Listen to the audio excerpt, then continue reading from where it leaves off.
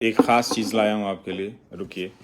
हम ये घंटी आपके लिए इसलिए बजा रहे हैं ताकि कोई ना कोई जाग जाए। अभी आपको टीवी देखने से कोई फ़ायदा नहीं है, वही जो 20 साल से चल रहा था वही चल रहा होगा कि वित्त मंत्री इनसे मिलने गई हैं, उनसे मिलने गई हैं। स्मार्ट सिटी कहाँ गई आपकी? स्किल इंडिया का क्या परफॉर्मेंस है? मेक इन इंडिया का क्या परफॉर्मेंस है? इस पर आप बात ही नहीं करते, इसका कोई डेटा ही नहीं देते। देश में 100 में से 42 युवा बेरोजगार हैं। ज्यादा से ज्यादा लोग सबसे कम कमाने वालों में शामिल होते जा रहे हैं। नमस्कार दोस्तों, फेसबुक लाइव आने में थोड़ी देर हो गई।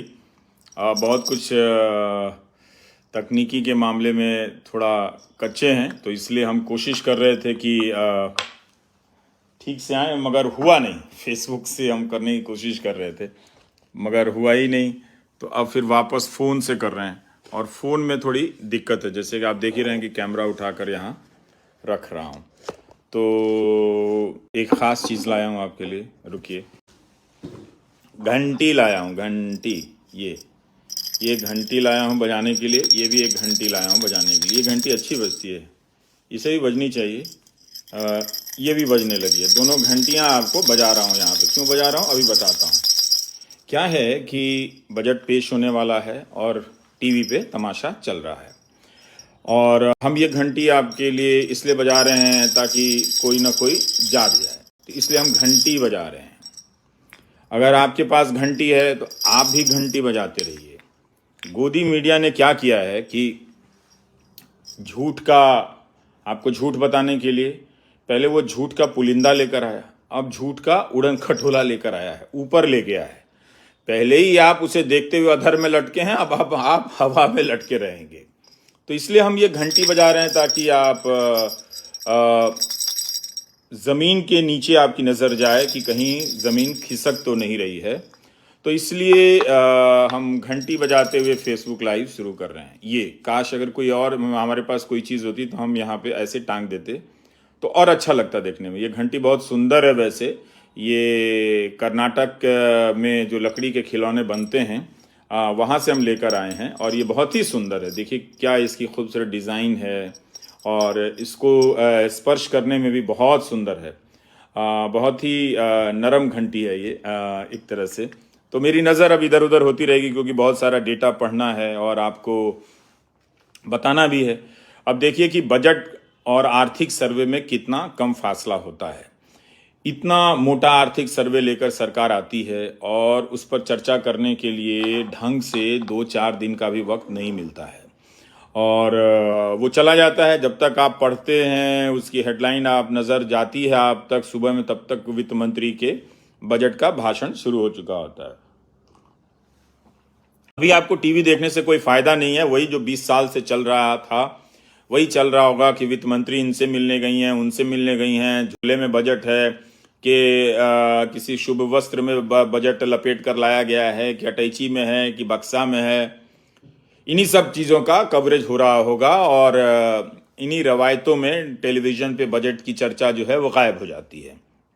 और अभी बड़े बड़े उद्योगपति आएंगे ही जो बजट को एक्सेलेंट, सुपर स्मार्ट, 10 में 10 नंबर देने लग जाएंगे। तो आप भी कंफ्यूज हो जाएंगे कि सब 10 में 10 दे ही रहे हैं, तो मेरी हालत ऐसी क्यों है, कि आप पूछ कर देखिए।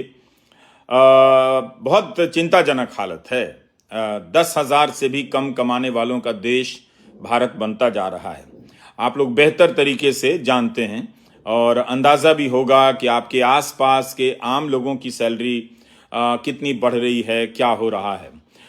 फिर भी हमारा अंदाज़ा ये था कि जो सर्वे को लेकर अखबारों में हेडलाइनें छपेंगी वो बिल्कुल उसी के अनुरूप हैं। लेकिन आप उसे ध्यान से देखिए, कई जगहों पर हेडलाइन आपको मिलेगी कि दुनिया में जो मंदी है उसका असर तो है, लेकिन भारत इसके बाद भी दुनिया में सबसे तेज बढ़ती हुई अर्थव्यवस्था बन जाएगा।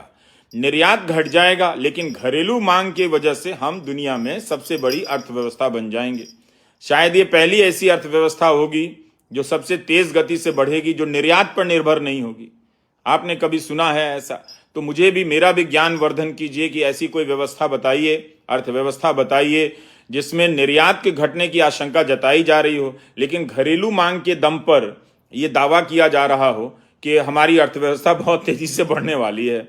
यानी कि आप आयात कीजिए और उसके लिए आप डॉलर दीजिए, निर्यात कीजिए मगर निर्यात मत कीजिए और डॉलर भी मत कमाइए, फिर भी आप घरेलू मांग के आधार पर आपकी अर्थव्यवस्था बढ़ जाएगी। है कि नहीं? आप समझ गए, इसलिए आप घंटी बजाइए। ठीक, तो हो क्या रहा है कि उसी हेडलाइन के नीचे आप ध्यान से देखेंगे, अभी कोई अखबार फेंकिए नहीं, देखिएगा आराम से, तो उसमें आपको अलग अलग तरह के संकटों, चेतावनियों, आशंकाओं की तस्वीर मिलेगी। जो दावे किए जा रहे हैं घर बनाने के, रसोई गैस देने के, ये सब पुराने दावे चल रहे हैं। इसमें भी बहुत बदलाव आ गया है। हम नहीं जानते कि जिन्होंने प्रधानमंत्री आवास योजना के तहत घर लिए हैं, उन्होंने लोन पर कितना पैसा उठाया, अपना जो हिस्सा लगाया, उससे उनकी क्या हालत है। रसोई गैस के सिलेंडर की हालत आपने देख ली है कि सिलेंडर के दाम कितने बढ़ गए हैं। कई मीडिया रिपोर्ट आई है कि लोगों ने सिलेंडर का इस्तेमाल छोड़कर वापस लकड़ी का इस्तेमाल शुरू कर दिया है। तो इस तरह से आप देखिए कि जो वही सब दावे चल रहे हैं योजनाओं के, मगर बहुत सारी योजनाएं गायब हैं। 8 साल से ये कहा जा रहा है कि हम जो स्ट्रक्चरल रिफॉर्म कर रहे थे उसका अब फायदा दिखेगा। बीच में कोविड के कारण रुकावट आ गई थी, अब फायदे का समय आ रहा है। हर समय अब आ रहा है इनका, इस पर चलता है।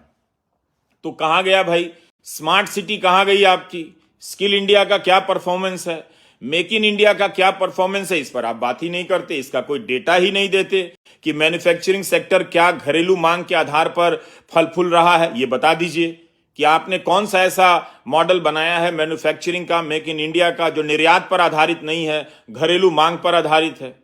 और अगर घरेलू मांग पर भारत की अर्थव्यवस्था तेजी से बढ़ रही है, तब फिर यहां के असंगठित क्षेत्रों में काम करने वाले जो लोग हैं उनकी कमाई इतनी कम क्यों है? क्यों वो 10,000 से कम कमा रहे हैं? अभी अरुण कुमार ने वायर में क्या लिखा है, यही लिखा है ना कि जो ई श्रम पोर्टल आया है, ई श्रम पोर्टल, उसमें जिन 28 करोड़ मजदूरों ने अपना पंजीकरण कराया है, किस लिए कराया किसी को पता नहीं है। इस उम्मीद में कि कुछ पैसे आ जाएंगे, जैसे उत्तर प्रदेश के चुनाव के समय ई श्रम पोर्टल में जो भी रजिस्टर्ड हुए थे, पंजीकरण जिन्होंने कराया था, उनके खाते में कुछ पैसे मिले थे, 500 या 1000 रुपए, ऐसे आप अखबार पुराना देख सकते हैं। लेकिन अब आप बताइए कि ई श्रम पोर्टल पर अरुण कुमार ने बताया है कि 28 करोड़ रजिस्टर्ड हैं, मजदूरों ने कराए हैं, और उनमें से 90% से ज्यादा, मैं बाद में आगे और पढ़कर बताऊंगा, 10,000 से कम कमाने वाले लोग। तो ये कैसी अर्थव्यवस्था है जो सबसे तेज बढ़ने वाली है, लेकिन ज्यादा से ज्यादा लोग सबसे कम कमाने वालों में शामिल होते जा रहे हैं, उसमें उनकी संख्या तेजी से बढ़ रही है। क्या ये बात किसी ने आपको बताई? नहीं बताई।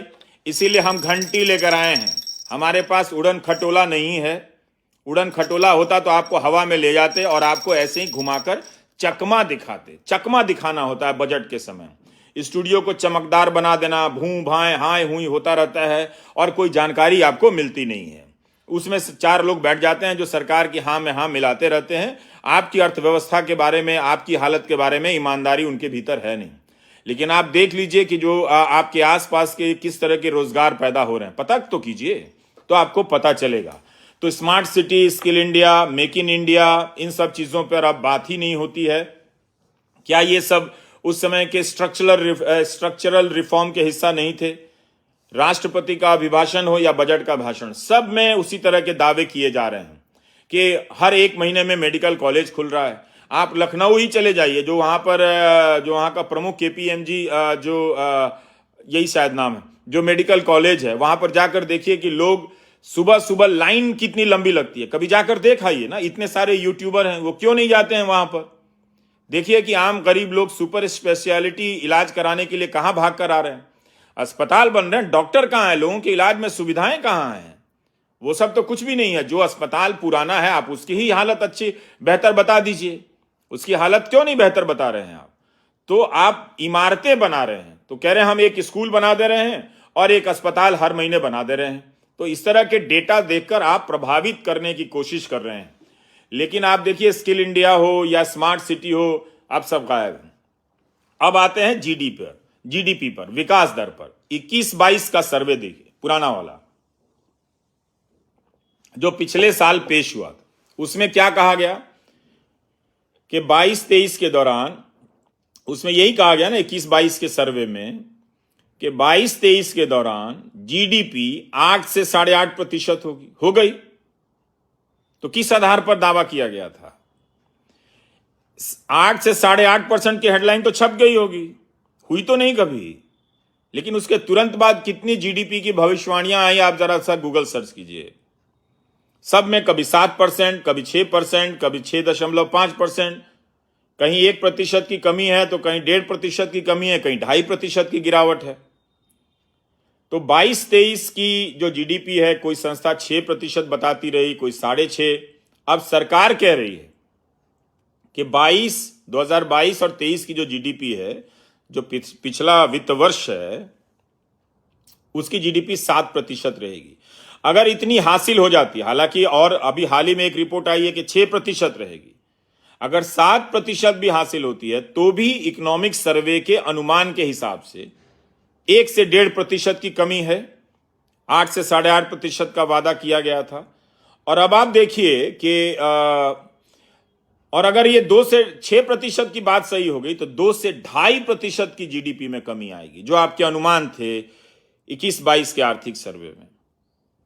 2 से 2.5% की जीडीपी का कम हो जाना, उसके बाद भी ये हेडलाइन छपवाना कि हम दुनिया की सबसे तेज बढ़ती हुई अर्थव्यवस्था हैं, ये बहुत हिम्मत का काम है।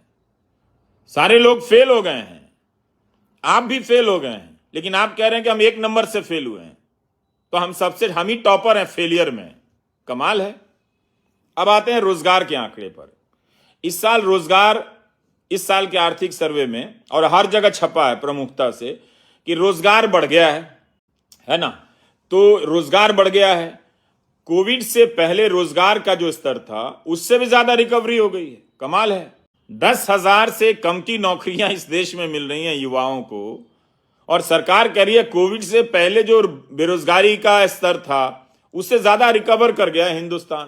तो अब बात यह है कि जो कम है, गिरावट आई है, उस गिरावट में कौन तेजी से बढ़ रहा है, जो ज्यादा ऊपर नजर आ रहा है, उस पर ताली बज रही है। आपके स्ट्रक्चरल रिफॉर्म से आप वो हासिल नहीं कर सके, 8 साल में हासिल नहीं कर सके। जो भी आप स्ट्रक्चरल रिफॉर्म का दावा करते हैं वो कहां आप हासिल कर सके।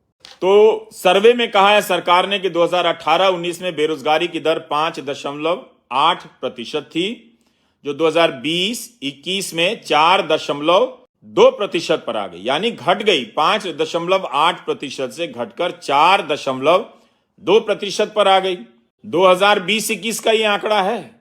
21-22 चला गया, 22-23 चला गया, अब 23-24 शुरू होने वाला है। 2 साल पहले का आंकड़ा देखकर बताया जा रहा है कि बेरोजगारी की दर में कमी आई है। कमाल ही है। आपको याद होगा कि 2018-19 में क्या हुआ था।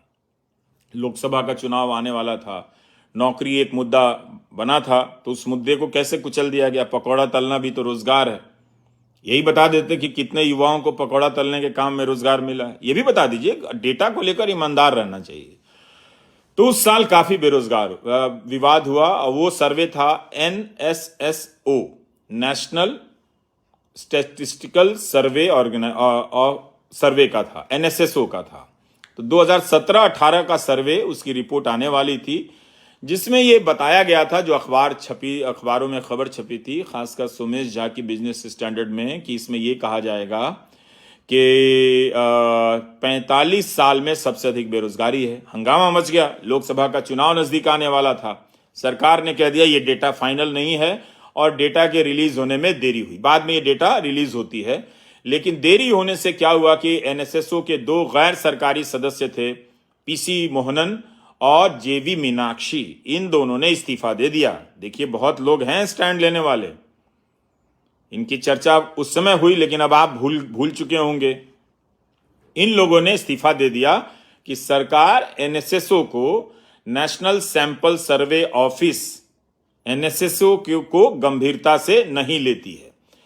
बाद में 2019 के मई में ये रिपोर्ट आती है, जिसमें कहा जाता है कि शहरों में बेरोजगारी की दर 7.8% थी, और 7.8% को ये आता है, जिसमें NSO का डेटा आया। तब सरकार ने भी कहा कि 17-18 में बेरोजगारी की दर 6.1% थी तब। बहुत सारे आंकड़े हैं, थोड़ा ध्यान से सुनिएगा, मुझसे भी चूक ना हो जाए। और वो 45 साल में सबसे अधिक थी। इंडियन एक्सप्रेस में छपा है, कई अखबारों में छपा है। तो आज से कुछ साल पहले 45 साल में सबसे अधिक बेरोजगारी हुआ करती थी, और अब बेरोजगारी की दर कम होने लगी है। कमाल है, ये हुआ कैसे? आपने जीडीपी में तो कोई बड़ी छलांग मारी नहीं। तो 17-18 में बेरोजगारी की दर 45 साल में सबसे अधिक थी।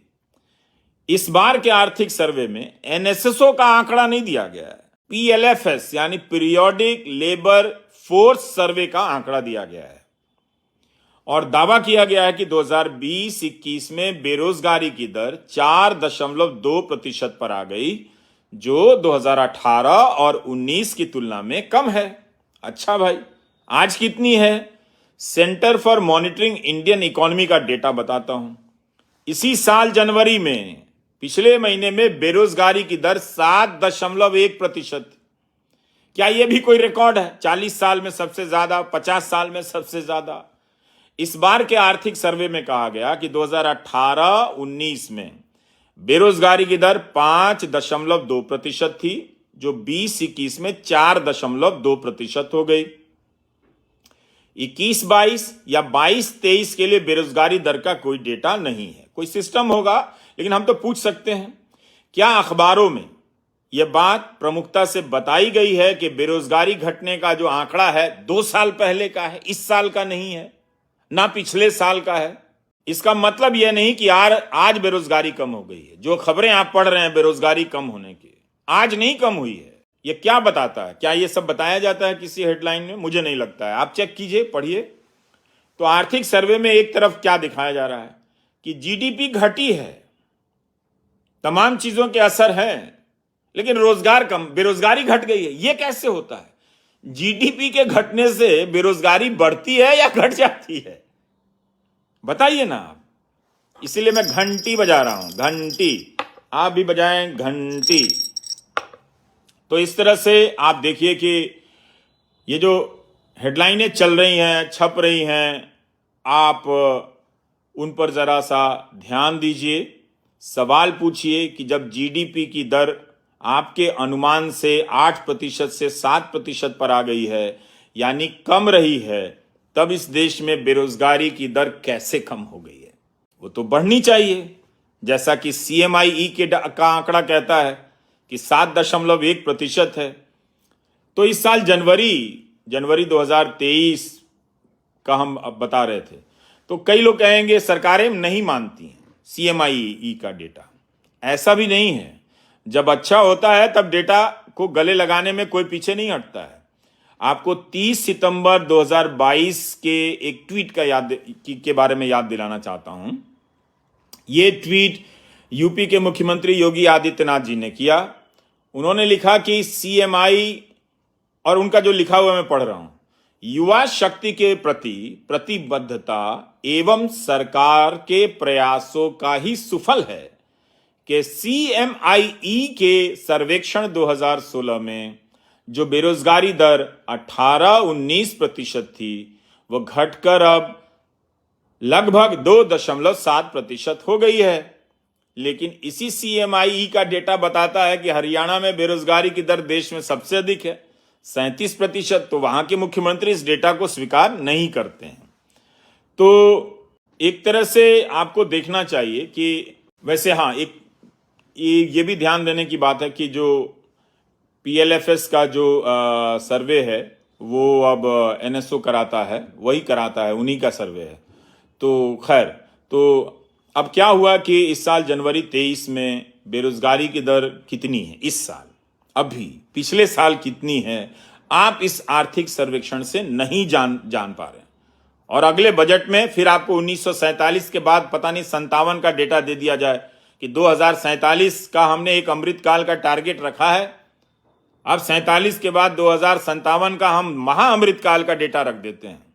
ये अमृतकाल चल रहा है कि जिसमें डेटा को देख के ही पता चल रहा है कि गड़बड़ी है। अमृत की तरह सत्यता तो नजर आनी चाहिए। तो आर्थिक सर्वेक्षण में क्या है जनवरी में कि भारत में बेरोजगारी की दर 7.1% है, जो सरकार का दावा है उससे 3% अधिक है। और शहरों में बेरोजगारी की जो दर है वो 8.6% है। और ब्लूमबर्ग के अनूप रॉय ने भी रिपोर्ट किया है कि सीएमआई का डेटा बता रहा है कि पिछले दिसंबर में बेरोजगारी की दर काफी बढ़ी थी। नवंबर में पिछले साल 8% थी और दिसंबर में बढ़कर 8.3% हो गई, जो पिछले 16 महीनों में सबसे अधिक थी।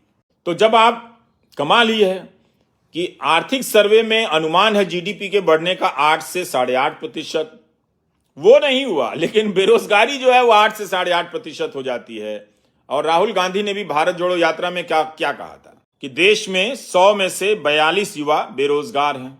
तब सरकार को इस तरह के आंकड़े क्यों नहीं देने चाहिए? जब बेरोजगारी के आप आंकड़े दे रहे हैं तो अभी का बताइए, पिछले साल का बताइए, वो तो आप नहीं बताते हैं। तो मीडिया के जरिए होता क्या है कि हम अखबार पढ़ते हैं, लेकिन अखबार पढ़ने से सबको अखबार पढ़ने आता है, ये बात सही नहीं है। कुछ लोग यूं ही पढ़ जाते हैं, बाल कटा रहे हैं अखबार पढ़ते रहते हैं, बस में बैठे हैं अखबार पढ़ते रहते हैं, लेकिन पढ़िए तो उसमें क्या लिखा है, कैसे लिखा है। जब आप ये पढ़ते हैं कि रोजगार बढ़ा है, बेरोजगारी कम हुई है, तो आपको समझ में ये बात आती है कि भाई किसकी कमाई बढ़ रही है, किस तरह की नौकरी आ रही है। ये तो बात कोई नहीं बताता है। अगर आप 2000 इस बजट में अगर आप सर्वे पहले तैयार कर रहे हैं तो ऐसी कौन सा तैयारी है आपकी कि आप इस बार जो आर्थिक सर्वे आप पेश कर रहे हैं पिछले साल के डेटा इसमें नहीं दे सकते? ये क्यों नहीं हो सकता है? हम 2 साल पहले का डेटा दे रहे हैं इसमें। तो ये सारे सवाल आपको पूछना चाहिए कि बेरोजगारी का आंकड़ा आपको नया देना चाहिए। सर्वे में नहीं दे सकते तो अलग से नत्थी कर दीजिए, उसमें दे दीजिए। अब 2020-21 का आप आंकड़ा दे रहे हैं तो हम लेकर क्या करें इसका? 21-22, 22-23 2 साल गुजर गए हैं, उसमें जो बेरोजगारी के बढ़ने के आंकड़े हैं उन पर भी तो उन पर कब बात होगी? 2 साल बाद बात होगी। उसका क्या फायदा होगा बात करने का? उसका तो कोई फायदा नहीं है। तो जो भी उड़न खटोला में जाकर बजट बता रहा है उसके नीचे ये घंटी बजा दीजिए और पूछिए कि ये सारी बातें हो रही हैं कि नहीं हो रही हैं। तो आप सबको ये देखने की जरूरत है। 10 मिनट बच गया है बजट शुरू होने में।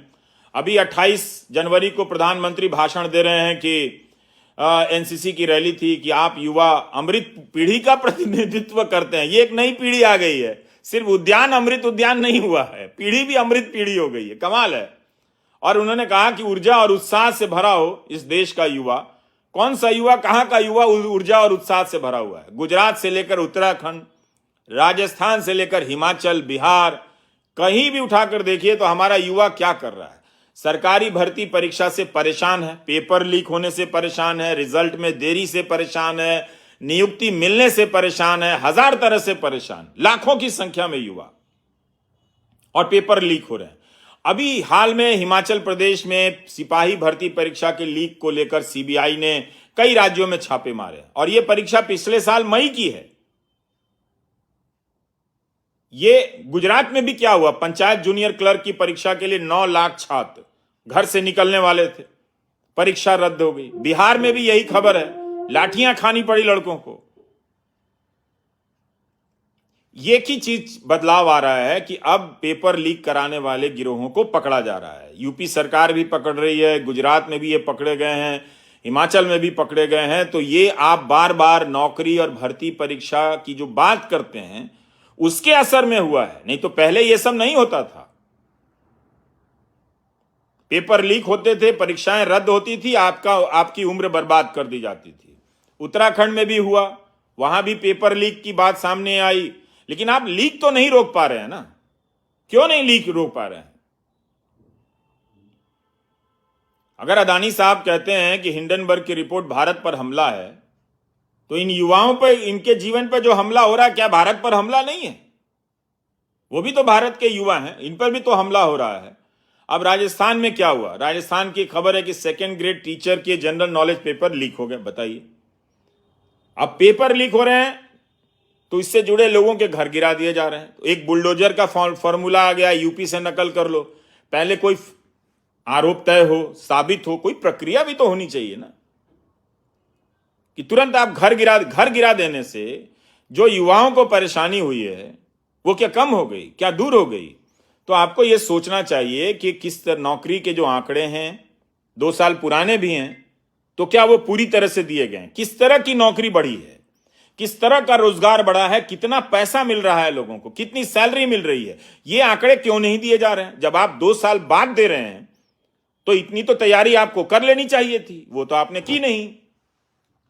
ये सब सवाल किया कीजिए, नहीं तो आप लोगों की घंटी बज जाएगी, पहले बता दे रहा हूं। यस, तो 8 साल में आपने कौन सा स्ट्रक्चरल काम किया कि रोजगार बढ़ने का कोई आप सिस्टम नहीं बना पाए, उसे गिनने का? जैसे अमेरिका में क्या होता है, हर महीने डेटा आ जाता है नियम से, कितने नए लोगों को नौकरी मिली है और कितने लोगों की नौकरियां चली गई हैं। आप एकदम तुरंत का तुरंत जानते हैं। इस देश में क्यों नहीं यह किया गया? क्योंकि सच्चाई पकड़ में आ जाती और फिर झूठ बोलने वालों की डबल घंटी बज जाती। यस, तो हमें यह देखना है कि अब 5 मिनट रह गया बजट में, तो हम आपको बता दें कि आप लोग सही सवाल पूछना शुरू कर दीजिए। मुझे नहीं लगता है कि आपको अभी धर्म की राजनीति से मुक्ति मिलने वाली है, आपकी नियति तय हो गई है, आप झूठ में फंसा दिए गए हैं, अभी आप उसी में रहेंगे, वो आप तय कर लीजिए। आप कोशिश भी करेंगे तो अब इतनी मेहनत लग जाएगी कि अभी 10 साल लगेंगे, तो ये जिंदगी आपकी बर्बाद ही होनी है, इसमें हम कुछ कर नहीं सकते हैं। अभी आप युवाओं को लंबे समय के लिए धर्म की राजनीति के रोजगार में उससे जुड़े रहना है, वही आपको करना है। कोई दूसरा विकल्प आपके पास आपको नजर नहीं आता है और आप इससे बाहर निकलने की क्षमता नहीं है आप में, ये मान लेनी चाहिए। धर्म की राजनीति से निकलने के लिए बहुत उच्च किस्म की बौद्धिक क्षमता होनी चाहिए, वो सब में नहीं है, क्योंकि वो धर्म की राजनीति हमेशा झूठ की राजनीति होती है। धर्म तो सत्य बोलने का साहस देता है ना, तो सत्य बोलकर दिखा दीजिए ना। क्यों नहीं सेबी ने कोई कार्रवाई की? क्यों नहीं सेबी ने सार्वजनिक रूप से बयान दिया जब अदानी ग्रुप पर इतने बड़े आरोप लगे? आज शेयर बाजार में क्या हालत देख लीजिए, अखबार भी पढ़िए कि कौन कौन लोग उस शेयर में, उनके शेयरों में, एफपीओ में निवेश करने आते हैं, बचाने की किस किस तरह के किस्से छप रहे हैं, पढ़ लीजिए आप। तो जिस तरह की गुलाबी तस्वीर पेश की गई है, आप वायर में अरुण कुमार का वो लेख पढ़िए कि ई श्रम में 28 करोड़ लोगों ने जो पंजीकरण कराया है, उनमें से 94% लोगों ने बताया है कि 10,000 से कम की सैलरी है। विश्व बैंक कहता है कि 13,000 रुपए के आसपास कमाने वाले लोग गरीब हैं। तो असंगठित क्षेत्र में जो लोग काम कर रहे हैं वो 10,000 से कम कमा रहे हैं, यानी वो गरीब हैं। तो ये कैसा भारत है और किस तरह की दुनिया की सबसे तेज बढ़ती हुई अर्थव्यवस्था है कि 23 करोड़ लोग सरकार के ई श्रम पोर्टल पर पंजीकरण कराते हैं और उसमें से 94% लोग बताते हैं। सोचिए, ये तो 18-20 करोड़ से ज्यादा हो गया। गणित में मैं थोड़ा कमजोर हूं। अगर 18-20 करोड़ लोग अगर ये बता रहे हैं कि वो 10,000 से कम कमाते हैं, तब आपको बात समझ में आ रही है कि इस अर्थव्यवस्था में क्या दम है। क्या सिर्फ हेडलाइन से, झूठ से हम विश्वगुरु बनने वाले हैं? क्या हम झूठ बोलने में विश्वगुरु बनने वाले हैं? तो इन सवालों के साथ आप बजट को देखिए और उन उद्योगपतियों की कम सुनिए जो किसी दबाव में, कथित दबाव में और किसी घबराहट में इस बजट को 10 में 10 देने वाले हैं। तो आप समझ जाइए, इसलिए आपकी घंटी बज चुकी है। इसलिए मैं कर्नाटक से, बेंगलुरु से ये घंटी खरीद के लाया हूं, ताकि आप भी इस तरह की घंटी खरीदें और अपनी नींद, खुद को नींद से जगाते रहें, घंटी बजाते रहें। नमस्कार, मैं रविश कुमार। लाइव अब समाप्त होता है। धन्यवाद।